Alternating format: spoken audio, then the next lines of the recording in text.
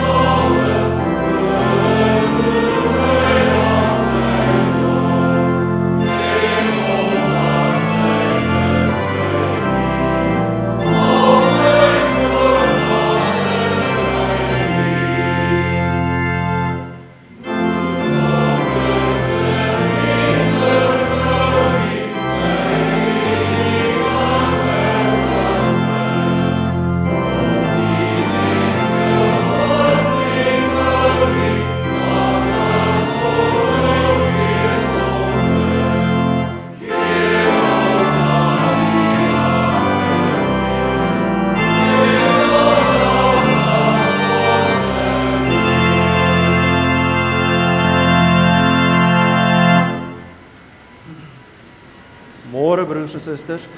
Ek wil net graag vir Dominee Rian Anderson aan die woord stel dat hy net vir ons asseblief die dag pas begin met skriflesing en gebed. Terwyl Dominee Rian besig is om net voor te berei, kan ons lied 159 vers 1 en 2 net saam sing.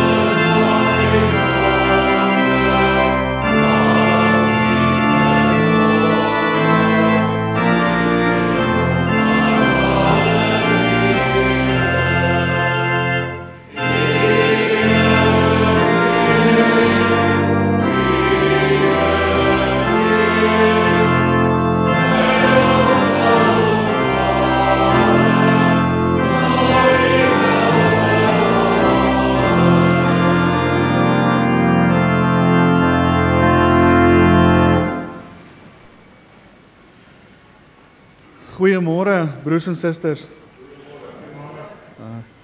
Ek dink gepas voordat ons vertrek, kom ons buig die hoofd aan en bid ons net eers saam. Ons Vader wat in die hemel is, Here, ons dankie vir die besonderse voorreg wat U ons skenk vandag om as diakonie by mekaar te kan kom. Here, in besonder om rondom U woord te vergader, om daaruit te leer, mekaar ook daaruit te ondersteun en saam te groei, sodat ons die liefde van ons Here Jesus Christus daadwerklik kan uitleef. Vader, seën ons vanmôre in ons saamwees, en seën ons ook in besonder so as ons nou uit U woord mag lees. Mag dit tot opbou en tot versterking wees vir elkeen wat dit hoor. In afhanklikheid, sonder enige verdienste, bid ons dit in die naam van ons Here Jesus Christus. Amen. Die tema vir hierdie kongres is eenheid in die beoefening van Christus se liefde. En Hierdie is 'n tema wat ons as te ware as diakonie bymekaar bring en ons terugbring by die kern van wat dit is om as diakens, maar ook as gelowiges te bedien in die koninkryk van die Here Jesus Christus. En ek wil vir ons saam lees uit Efesiërs, en ons lees uit hoofstuk 4, die eerste 6 verse daarvan. Efesiërs 4 vers 1 tot en met vers 6. Ek druk julle dit op die hart, ek wat 'n gevangene is, omdat ek die Here dien. Laat julle lewenswandel in ooreenstemming wees met die roeping wat julle van God ontvang het. Wees altyd beskeie, vriendelik en geduldig, en verdra mekaar in liefde.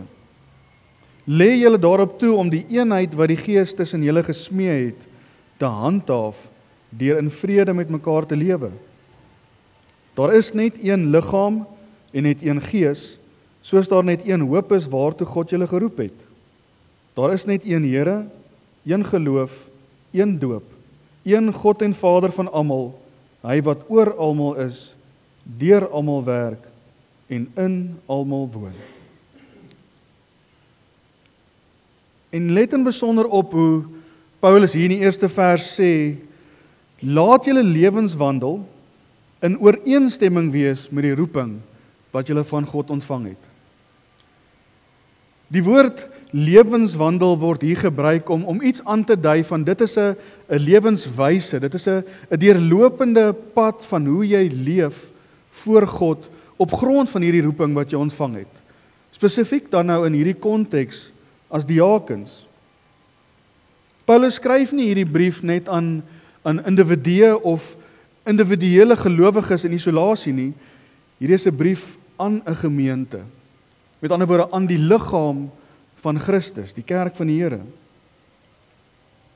En hierdie roeping is nie maar om net goeie mense te wees nie, maar om as die liggaam van Christus soos Christus te wees. In die eerste 3 hoofstukke van hierdie boek wys Paulus dat ons in Christus geseën is met al die geestelike seëninge wat daar in die hemel is.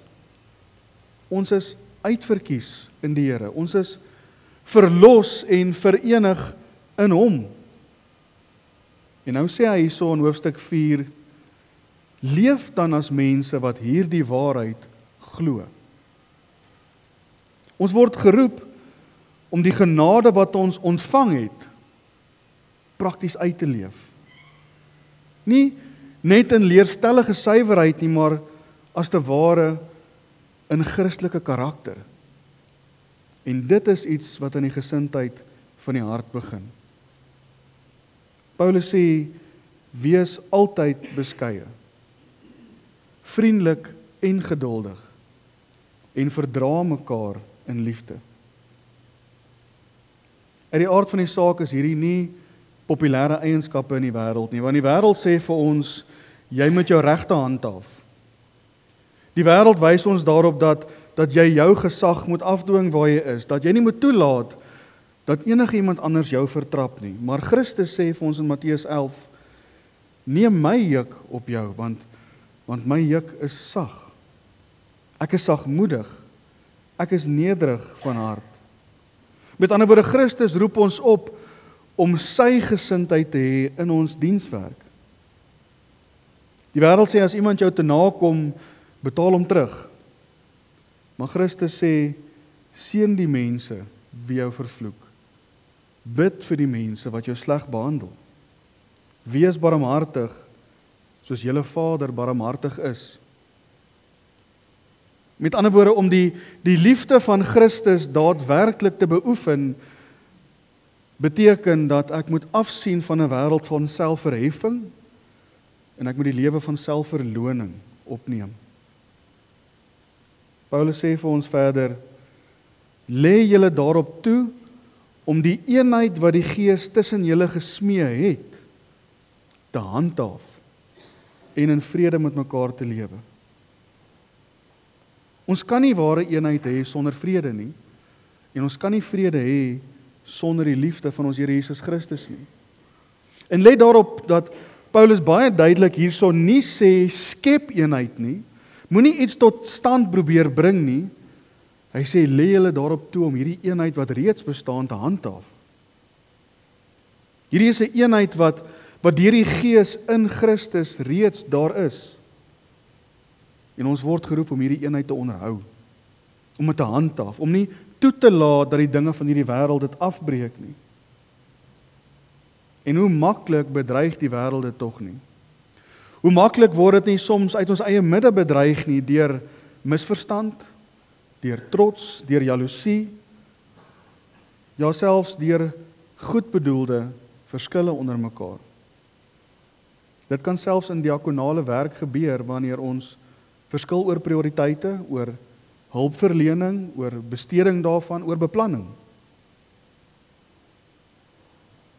Maar liewe broer en suster, die diakonale bediening is 'n openbare vertoon van die liefde van Christus. Wanneer die wêreld die kerk sien saam staan in diens, in liefde, in barmhartigheid, dan sien hulle iets van die hart van die Here Jesus Christus self, die hart van die evangelie. Die Here Jesus sê self in Johannes 13, as julle mekaar liefhet, sal almal weet dat julle my disippels is. Eenheid in liefde is met ander woorde nie 'n bykomende saak tot diakonale bediening nie. Dit is die kern van diakonale bediening, want so maak ons Christus aan die wêreld bekend. En tog moet ons terselfdertyd hoor dat hierdie eenheid nie bloot 'n menslike solidariteit of emosionele gevoelens is nie. Paulus wys ons baie pertinent daarop dat dit gegrond is in waarheid. Hy sê van vers 4 af, daar is net een liggaam en net een gees. Daar is net een hoop waartoe God julle geroep het. Daar is net een Here, een geloof, een doop, een God en Vader van almal. Hy wat oor almal is, deur almal werk en in almal woon. Ware geestelike eenheid kan slegs bestaan in eenheid in geloof. Die geloof wat deur die woord van God, deur die apostels en die profete aan ons oorgelewer is en op Christus alleen gebou is. En in 'n tyd waar baie kerke en baie organisasies en baie samelewings roep vir eenheid ten koste van waarheid, herinner Efesiërs 4 ons dat ons eenheid lê nie in kompromie nie. Dit lê in Christus, nêrens anders nie. Die eenheid van die Gees is nie 'n mensgemaakte ding nie. Dit is God gesentreerd, evangelie gedrewe en deur die kruis gevorm. Die diaken wat Christus se liefde beoefen, doen dit nie bloot uit menslike medelee nie, maar omdat hy self die medelee van sy Here verstaan, wat aan die kruis vir hom gesterf het. Daarom sê Paulus in 2 Korintiërs 5, die liefde van Christus dring ons. Wanneer hierdie liefde in ons harte begin brand, dan vloei dit uit tot dade van barmhartigheid. En nie net na buite nie, maar juis ook binne in die liggaam van Christus. Paulus stel dit in Kolossense 3 vir ons so duidelik. Hy sê, julle is die uitverkore volk van God wat hy baie lief het. Daarom moet julle meelewend en goedgesind en nederig en sagmoedig en verdraagsaam wees. Wees geduldig met mekaar en vergewe mekaar as die een iets teen die ander het. Soos die Here julle vergewe het, moet julle ook mekaar vergewe.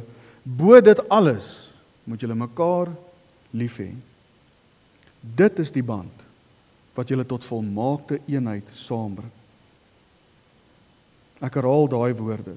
Bo alles moet julle mekaar lief hê, want dit is die band wat julle tot volmaakte eenheid saambring. Die diakonale bediening is juis die plek waar daardie liefde tasbaar word. Wanneer 'n gemeente of 'n gemeenskap lidmate sien saamwerk in liefde en vrede en sagmoedigheid, dan sien hulle Christus aan die werk. En dit beteken, ons luister meer as wat ons praat. Ons dien meer as wat ons gedien wil word. En ons streef nie na erkenning nie, maar na vrede en opbou.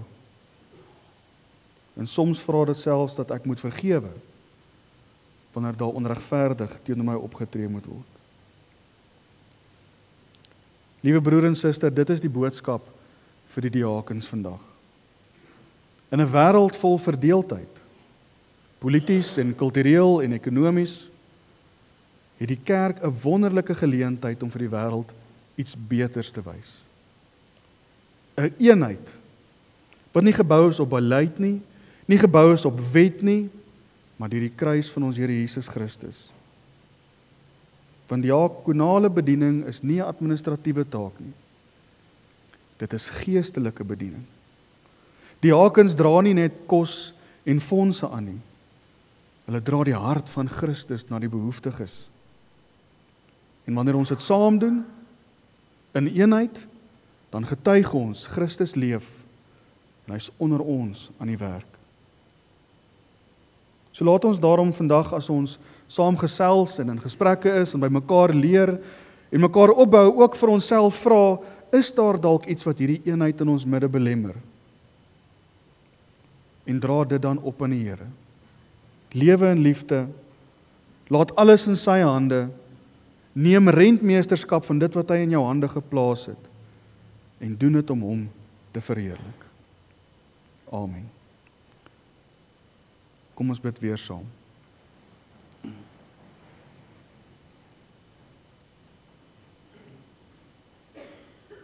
Ons Vader wat in die hemel is, U wat ons bron van liefde en vrede is, ons kom voor U met dankbaarheid vir die voorreg om U te dien in ons dienswerk as diakens. Dankie Here dat U ons nie net verlos het nie, maar ons ook deel gemaak het van een liggaam, die liggaam van ons Here Jesus Christus. Ons bely dat ons dikwels maklik verdeeld raak en vinnig oordeel en stadig is om te vergewe. En juist daarom bid ons Vader dat U ons sal vergewe en ons weer opnuut sal vul met U liefde. Leer ons vandag om met nederigheid en sagmoedigheid te wandel, om mekaar in liefde te verdra en ook te dra, en om ons te beywer vir die eenheid van die Gees. Ja, dit wat U reeds in ons midde gebring het. Laat ons dienswerk vir ons nie bloot 'n plig wees nie, maar 'n oorvloedige uitdrukking van Christus se hart vir mense. Mag hierdie kongres 'n plek wees waar ons U teenwoordigheid ervaar, waar ons saam groei in genade en waar die wêreld iets van U heerlikheid sien in die eenheid van die kinders. Ons bid dit in die naam van ons Here Jesus Christus. Amen.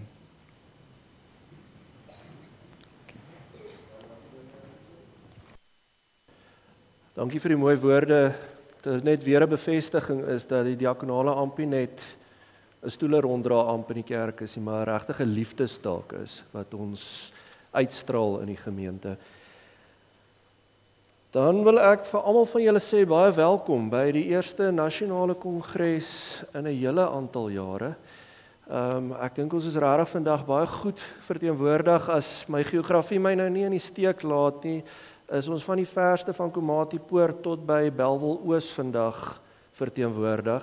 So baie dankie vir almal wat die moeite gedoen het op 'n Saterdag. Ek weet almal se programme is baie besig. Dis moeilik om 'n oop tydjie te kry op hierdie stadium, maar baie dankie vir die moeite wat julle gedoen het om vandag hier op te daag.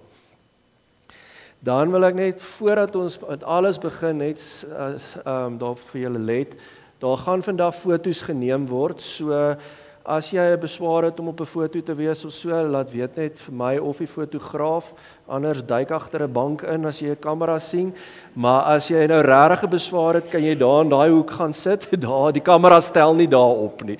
Dit is die kamera stel net hierdie deel van die kerk op. So dit is so, okay. Dan ek gaan net vinnig almal net noem, ons sal dit later in diepte hanteer. Ek wil net die sprekers vir die dag verwelkom. Professor Albert Coetzee, Dominee Jan-Louis Lee, Dominee Peter Venter, Dominee Herrens Nkwana, Dominee Fritz Potgieter en dan Dominee Anton Detnem. Dan daar gaan 2 gesprekleiers wees wat saam met die sprekers hier voor sal optree.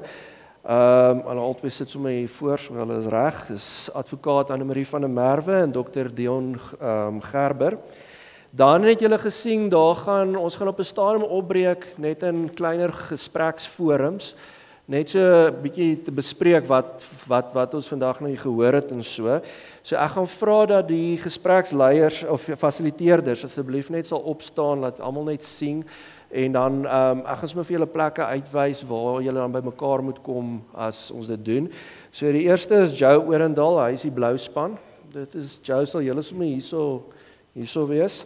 Dan Anne-Marie van der Merwe gaan julle sommer daar binnekant. Dis die groen, almal wat groen is. Ekskuus, julle sal sien julle het 'n kleurstiker op julle naambordjies. So dis die leier of die gesprekforum ou wat julle gaan volg. Dirk van Wyk is die rooi plakkers. Janie Venter is die perses. Henk Sweers is silwer.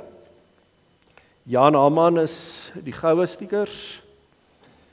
Rian van Skalkwyk is al die sterre vir die dag. Dit is en dan al die swart skape vir die dag gaan saam met my.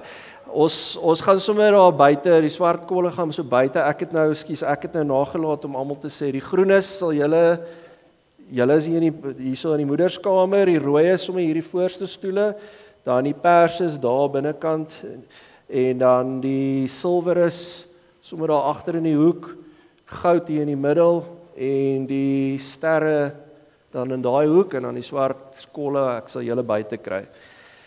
Dan julle almal het die program vir die dag gekry. Hierso is 'n QR-kode op die punte van elke bank wat julle kon gescan het as julle dit nou nog nie gekry het nie. Maar die program gaan as volg verloop. Ons gaan onderwerp 1 en 2 hanteer, waarna ons dan sal opbreek in die groepe en dit bespreek. Daai bespreking gaan oorloop na die pause toe. So julle het genoeg tyd om te bespreek. Dan gaan ons terugbeweeg en onderwerp 3 en 4 bespreek, waarna ons dan weer sal opbreek in groepe. As die tyd dit toelaat, gaan ons na die tweede bespreking gaan ons 'n vrae en antwoord sessie hê. As die tyd dit nie toelaat nie, al die vrae sal elektronies aan almal uitgestuur word, so met antwoorde en so. So dit sal beantwoord word as ons nie tyd het om dit hier vandag te doen nie. En daarna gaan ons afsluit en dan sal ons middagete geniet. Die middagete is so verpak dat as jy haastig is, kan jy dit vat en saam met jou huis toe vat. Dan net vir almal vir die toilette, daar's toilette as jy hier by die deur uitgaan, hierso is 2 toilette, mans en vrouens en buite is daar ook vir mans en vrouens toilette. Dit is ook dan die nooduitgang vir iemand wat wil uitsluip. Dis daar of agter, jy kan daar uitgaan. Dan as daar enige mediese noodgevalle of so is, Suster Alida Ideman, waar sit Suster Alida? Daarso met die pers, as iemand iets nodig het, asseblief, daar sit Suster Alida. Dan ons het 'n paar verteenwoordigers van organisasies genooi. Ek gaan vra dat hulle ook net opstaan as ek na julle verwys. Die verteenwoordigers van President Kreer Kinderhuis Pretoria en President Kreer Kinderhuis Reddersburg. Ons hulle nog nie daar's hulle. Die Koningskinders Pretoria Noord, daar heel agter met die groen. En dan Eljada huis, Suster Petru, daar staan sy. Die rede oor hoekom ons hulle vandag genooi het, julle moet asseblief die geleentheid vat en met hulle gaan gesels, dis nie om hulle organisasies as sulks te bemark nie. Dit is meer dat julle met hulle kan praat oor hoe mense organisasies soos hulle in ons onderskeie areas kan identifiseer en help ondersteun as diakonie. Dan ek gaan sommer nou die bedankings hanteer, dan is dit nie na die tyd nie. So ek wil aan al die sprekers wat vandag hulle tyd opgeoffer het om deur te kom en ons te kom toespreek, wil ek regtig baie dankie voor sê. Ek dink ons almal besef, dis ook nie net van, as jy julle hande opgesteek het, net opdaag vandag en kom praat nie. Daar's regtig in diepte voorbereiding wat gedoen word. So baie dankie vir die tyd en opoffering wat julle vir vandag. Dan Dominee Rian Anderson, dankie vir die opening. Ek dink dis pragtige woorde. Gereformeerde Kerk Rietvallei, dankie vir die gebruik van julle fasiliteite. Weereens, dit is maklik om te sê, hoor julle kan dit hier by ons kom aanbied, maar daar's baie reëlings wat agter hierdie ingegaan het. So baie dankie daarvoor. Suster Christine van Helden, baie dankie vir die speel van die orgel vir ons. So ook Suster Anri Kotse, dankie vir die dwarsfluit items. Suster Alida Ideman, baie dankie vir die noodgevalle hantering van, ek hoop ons het vandag enige noodgevalle wat hanteer word nie. Dan baie dankie vir die DDS wat ook hier betrokke geraak het en ons help ondersteun en gehelp het met die reëlings. Baie dankie. Veral Suster Anri, baie dankie. Jy het regtig harde werk gehad om te doen. Dankie vir Classes Pretoria Suidwes en die reëlingskomitee vir al die reëlings wat getref is.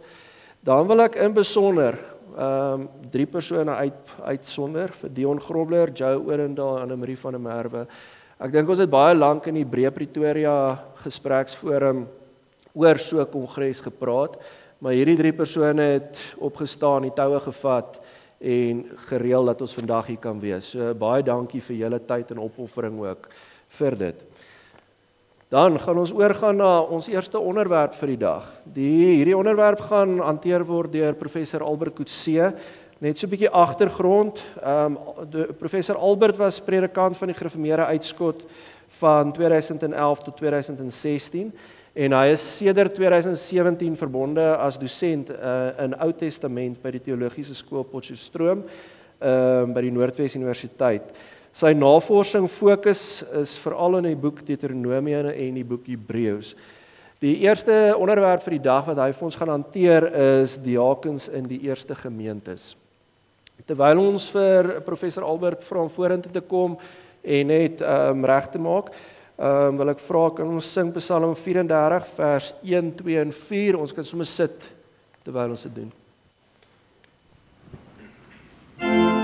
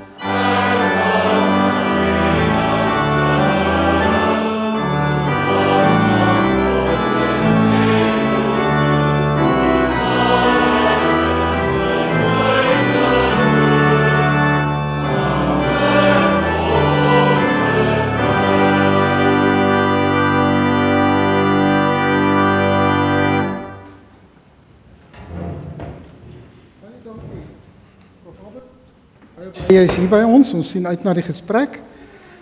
Joe hierso, hy was nie verniet in die polisiediens nie, hy gaan ons tydhouer wees, so as hy so maak, dan gaan ek die gesprek probeer afrond. Maar Albert, baie dankie dat jy hier is. Die tema van hierdie bespreking gaan oor, kom ons begin by die begin, by die eerste diakens. So kom ons begin by die begin. Wat beteken die woord diaken? En hoe baie inligting het ons uit die skrif uit oor die amp en die rol en die roeping van 'n diaken? In die begin maar net van my kant af ook baie dankie vir die geleentheid om hier te wees en om saam te praat met julle vandag.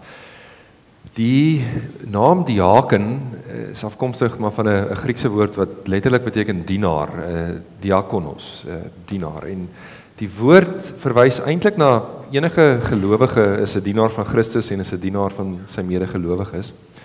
Maar in die Nuwe Testament sien ons dat dit 'n besondere benaming geword het ook vir 'n diens wat daar in die vroeë kerk was. En soos ons dan nou ook glo en bely, uiteindelik 'n diens wat in die kerk moet wees, ook vorentoe.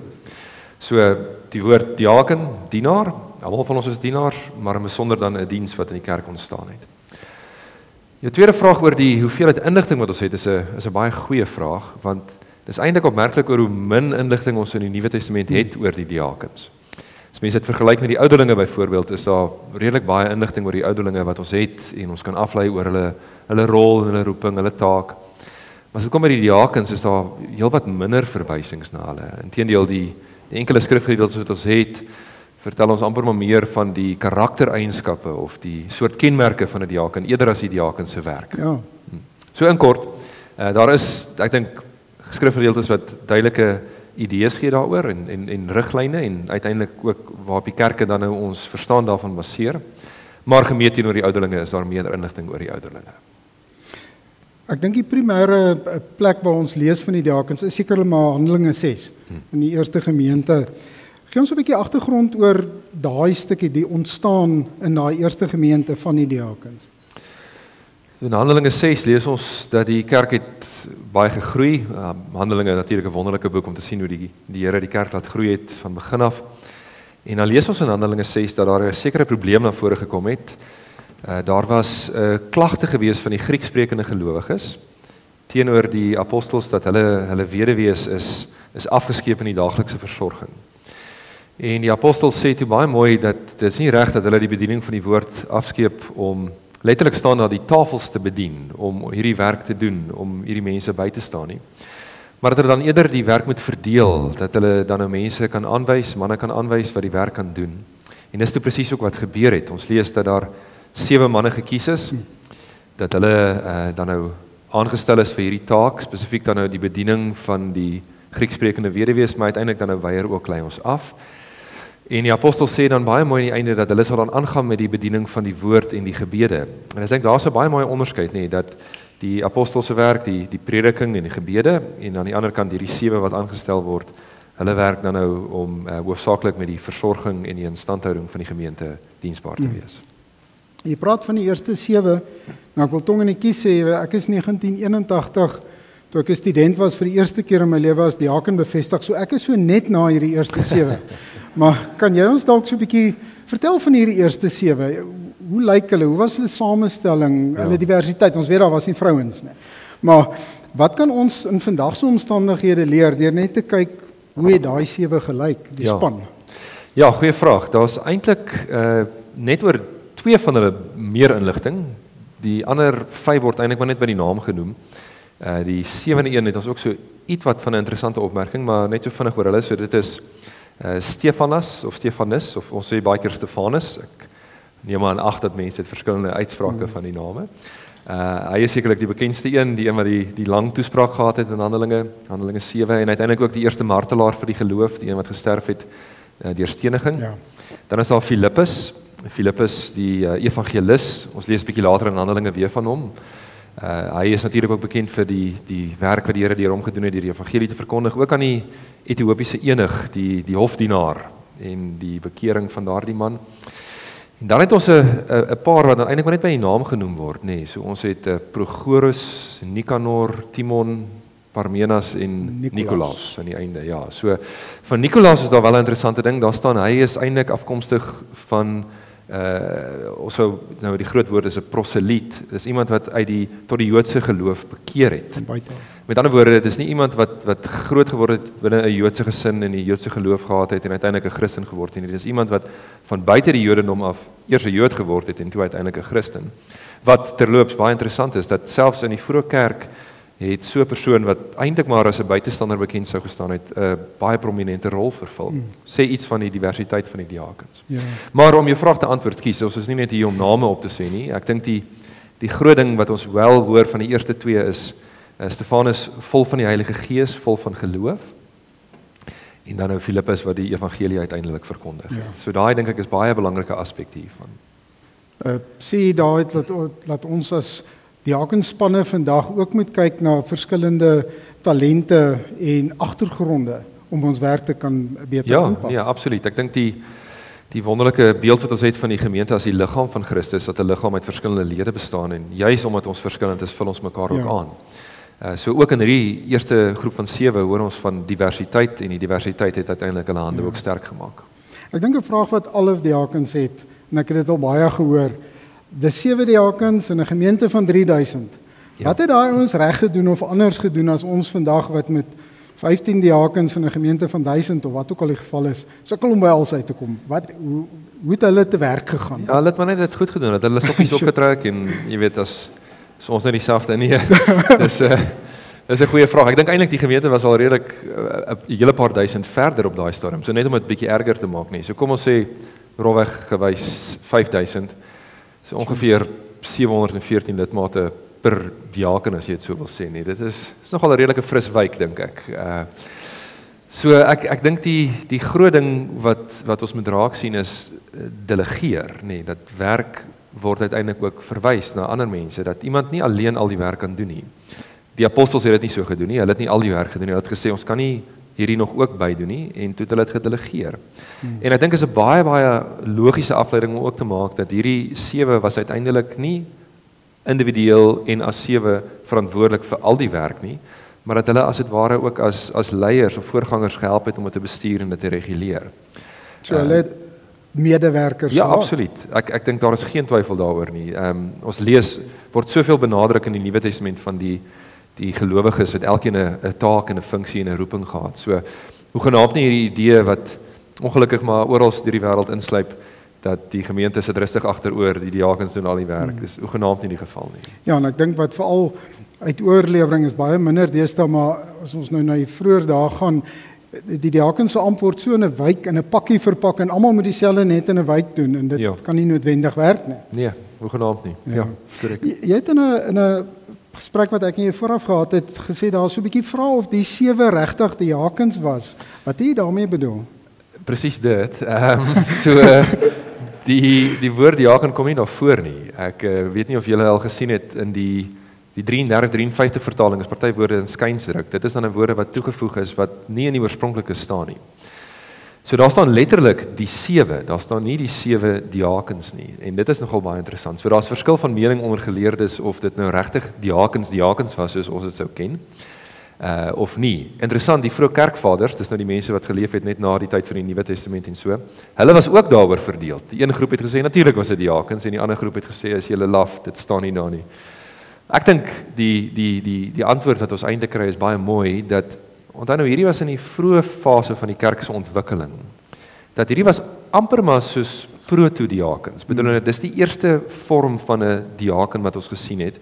En later in die Nuwe Testament, hier met die briewe van Paulus en so, dan is dit baie duidelik dat dit 'n vasgestelde posisie was, 'n diens in die kerk. Ja. So ek wil amper sê dit was die voorlopers van die diakens gewees.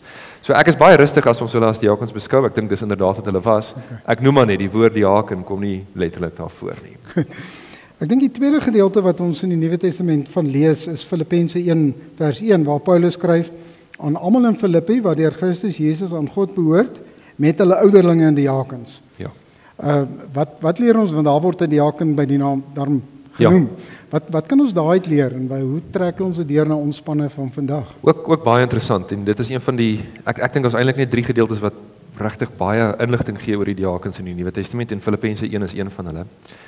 En tog is dit ook so min. Dis net so een versie groete. So in die aanhef. Presies. Hy verdwyn amper. Presies. Maar ek dink tog dis 'n baie belangrike vers. Paulus skryf van die gemeente in Filippi. En hierdie is waarskynlik so omtrent 61 na Christus. So as jy nou dink aan die vroeë kerk se ontstaan, dis omtrent so 30 jaar later, min of meer.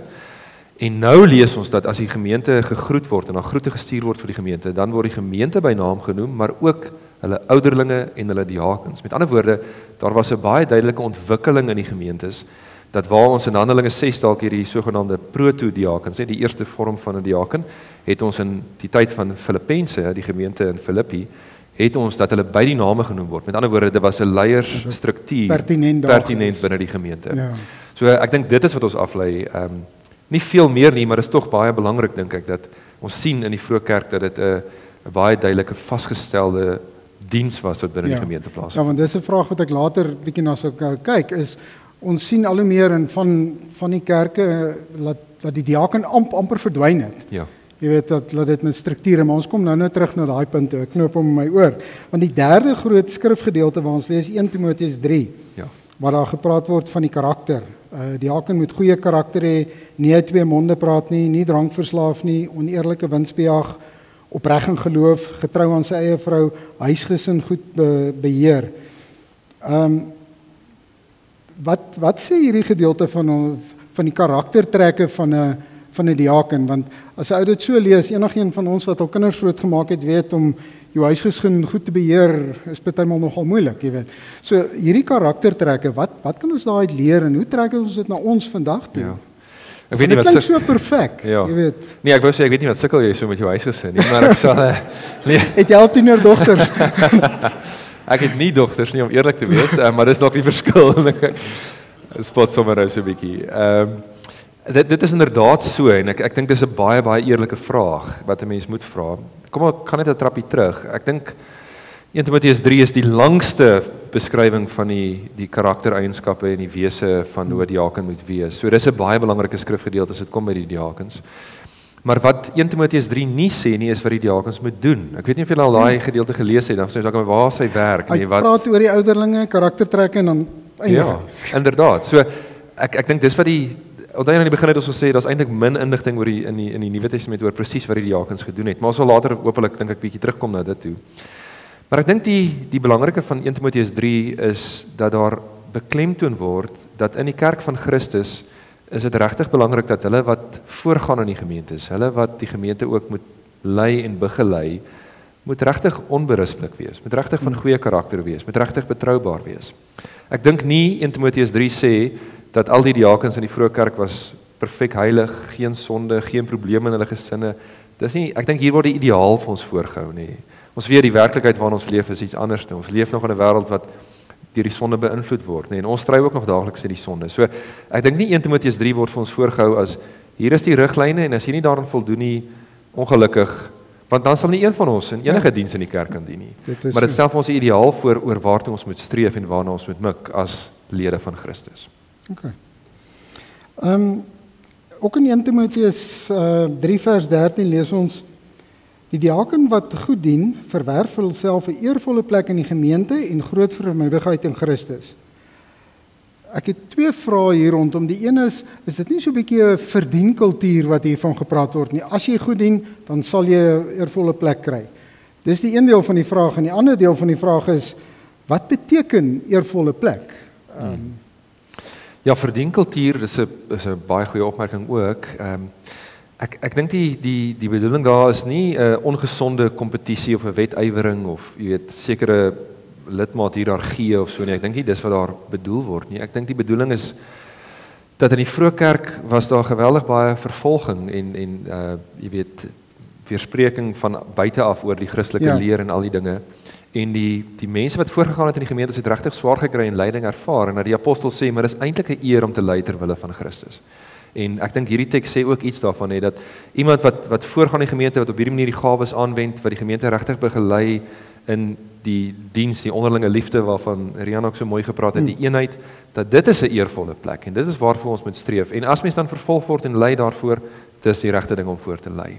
Ja, so dis die eerste ding. Die tweede ding wat jy gevra het, so dis oor die kultuur van eer en die tweede ene as ek net vinnig kan onthou, jy het 'n opvolgvraag gehad. Wat beteken die een is Is dit 'n verdiende kultuur? Hard werk en dan word jy beloon? O ja. En die tweede vraag is wat beteken die eervol? En ek Ja, dink dit ja, so eervol is nie noodwendig ek sê weer oor die ongesonde kompetisie tipe element nie, maar net jy weet dit is regtig 'n voorreg om in so 'n diens te kan staan in die kerk van die Here. Ja, want ek dink dit lei tot my volgende vraag. Daar staan as jy goed dien, dan gaan jy eervolle plek kry, maar arme Stefanus is met klippe doodgegooi.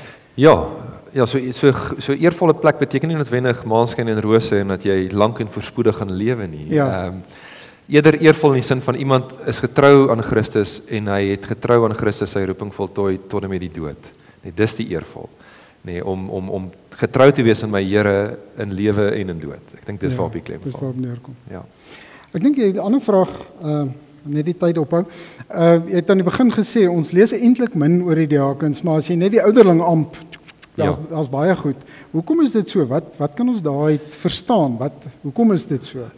Ek dink persoonlik en jy weet dit is seker so 'n bietjie subjektief, maar ek staan ook op die skouers van ander wil ek maar net noem dat die diaken se rolbeskrywing word juis nie so pertinent gegee nie, want in verskillende kontekste gaan dit verskillend wees. Ek dink dit is waarop die klem val dat die kern van die diens van die diaken. Ja, verskillende kontekste, is dit nou 'n gemeente se tyd en plek en omstandighede 2025 in Rietvallei versus 2025 in Danville is. Presies wat ek bedoel, dat die kern beginsel van wat die diaken moet doen en waartoe ons moet strewe. Ek dink dis baie duidelik. Ek sal nou 'n bietjie oor dit praat.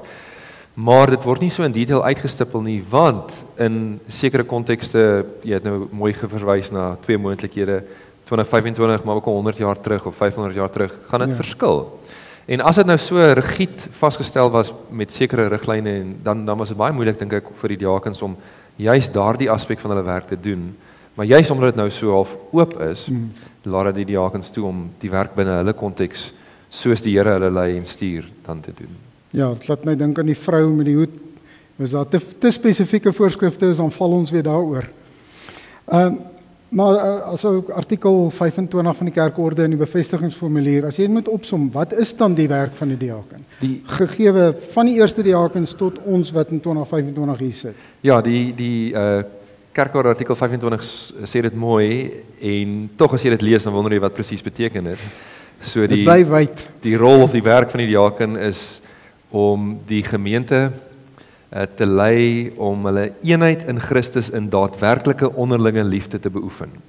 Nou wat beteken dit? Okay, nee. So dis verskriklik mooi en ek dink dis reg, maar dis regtig 'n lang sin en nou moet ons nou baie mooi probeer agterkom wat is dit. En ek dink ook ons kerkorde het dit so geformuleer ook om uit te kom by hierdie dis nie so rigied en vas nie, maar waar dit gaan is om die gemeente te lei in hulle eenheid en ek dink Rian het dit verskriklik mooi nou belig uit Efesiërs 4 en die onderlinge beoefening van die liefde. En dit sluit eintlik baie mooi by mekaar aan, die eenheid en die liefdebeoefening. So om dit dalk te vertaal in eenvoudiger terme, ek dink die rol van die diaken het veral met twee dinge te doen. Aan die een kant die toerusting van die gemeente om hulle gawes te gebruik in die kerk en in die koninkryk. So tipies daai Efesiërs 4, die lyn wat gegee word van die Here het sekere mense aangestel om die gemeente toe te rus vir hulle dienswerk. So ek dink die diaken se werk is om die gemeente toe te rus om hulle gawes te gebruik, maak nie saak wat dit kan wees nie. Maar aan die ander kant baie duidelik ook die versorging. Die gedagte wat ons ook in Handelinge 6 dan nou vind en ook so mooi in ons kerkorde artikel en in die bevestigingsformulier dat niemand vanweë enige rede vervreem raak van die geloofsgemeenskap nie. So dit om mense nader te trek, om mense te versorg met middele wat hulle nodig mag hê. Ek dink dit is waarop dit neerkom, twee dinge. Maar sluit dit nou, want dit raak nou amper aan evangelisasie. Ja. As mense verlore raak, kan dit nie noodwendig weens armoede of siekte of ouderdom wees nie, dit kan uit moedswilligheid ook wees. Ja. Is dit dan ook op die diaken se pad? Absoluut. Ek dink een of ander rede en ons kom baie keer maak ons die onderskeid van 'n ouderling, hy moet met huisbesoek of met 'n gesprek moet hy nou die Bybel lees en bid. Maar diakens ook. Dis absoluut ons werk dat ons die evangelie van Christus bedien deur die versorging of mense nader trek of mense evangeliseer of wat dit mag wees. Filippus byvoorbeeld was bekend as Filippus die evangelis. En as hy een van die eerste diakens was, protodiaken wel, dis wat hy gedoen het. Okay. Ja. Ek dink tyd haal ons in 'n laaste vraag en ek wil Ek net sê ek het met die ander mense gepraat. Hulle sê hulle gaan nie om as ek oor hulle tyd gaan nie. Hulle sal korter praat. Nee, ons het hierdie is net nie die sien. Ons het baie moeilike vrae Ek gaan nou loop. Moenie bekommer. Ja. Ek wil die laaste vraag eintlik so, want dis 'n debat op sy eie. In veral in die moderne wêreld kan die vraag gevra word, maar kan die diaken se werk kan dit nie eintlik vervang word deur 'n ander struktuur of deur wat ook al nie. Ons sien in baie van ons kerke kerkgroepe in Suid-Afrika waar daar nie meer 'n diaken is nie. Selfs in van die gereformeerde kerke is die diaken as such baie klein groepie en ander strukture sorg eintlik. Waar ek sê dis 'n debat op sy eie. Ja. Maar kan ander strukture eintlik die diaken amp vervang en dit effektiewer doen? Ek sal sê nee en dan sal ek 'n maar byvoeg. So kom ek sê dit so. So ek dink nie dis of die een of die ander nie. Ek dink dis beide persoonlik. Ek dink mense kan beide op 'n baie mooi manier doen en mekaar se hande sterk maak. Maar die rede hoekom 'n diakonie nie kan wegval nie is een want dit is 'n vroeë Christelike gebruik en ons is oortuig dat dit wat die Here in sy woord vir ons gee is uiteindelik bedoel so ook vir die kerk van alle tye. So dan moet 'n diakonie wees nommer 1. En nommer 2, as ons nou teruggaan na wat sê ons met die diakens doen, die eenheid in die gemeente met daadwerklike onderlinge liefde. As ons nie diakonie het nie, maar net liefdadigheidsorganisasies elders, dan verval daai eenheid in die gemeente en dis tog 'n kernaspek van die diaken se werk. So ons moet diakonie hê. Die rol van 'n diaken kan nie wegval nie. Maar net om die ander kant nou by te noem, ek dink tog diakonie kan mooi hande vat met organisasies om saam te werk in die gemeenskap. En onthou nou, en is maar my laaste opmerking net, baie liefdadigheidsorganisasies het nie noodwendig in die eerste plek die doel om die evangelie te verkondig nie. Terwyl ons as kerk het as een van ons primêre doele. So ons kan deur ons liefdadigheidsdiens uiteindelik ook die evangelie bedien. So dit is my antwoord. Ja, en ek dink dit sluit baie aan die onderwerpe later vandag gaan oor hoe moet diakonie saam met ander organisasies werk? Het sy Christelike organisasies of klein barmhartigheidsorganisasie en ook die onderwerp maar hoe moet diakonie onderling saamwerk. So ek dink dit sluit baie mooi aan. Okay. Prof Albert, baie dankie. Ek dink ons tyd al ons in, ek sou nog lank kon praat, maar baie dankie vir die toelichting. Baie dankie, waardeer. Meneer voorsitter, oor na jou. Baie dankie professor Albert. Dink ons almal klaar partykeer dat ons moeilike take het op hierdie stadium, maar ek dink ons is nog steeds makliker as daai eerste 7 diakens. Dit is soos Dion ook nou genoem het, hierdie laaste punt sluit nou eintlik baie mooi aan by die tweede onderwerp wat ons vandag gaan hanteer en dit is juist spesifiek die samewerking met ander barmhartigheidsorganisasies. Hierdie onderwerp gaan hanteer word deur Dominee Jan Louis Lee. Net so 'n bietjie agtergrond, Dominee Lee is predikant by Waterkloof Rand sedert Augustus 2025, so hy is nog 'n vars Pretoriaaner. Hy was voorheen verbonde aan die gemeentes by Brits, Pietersburg en Botawil. Dominee Lee.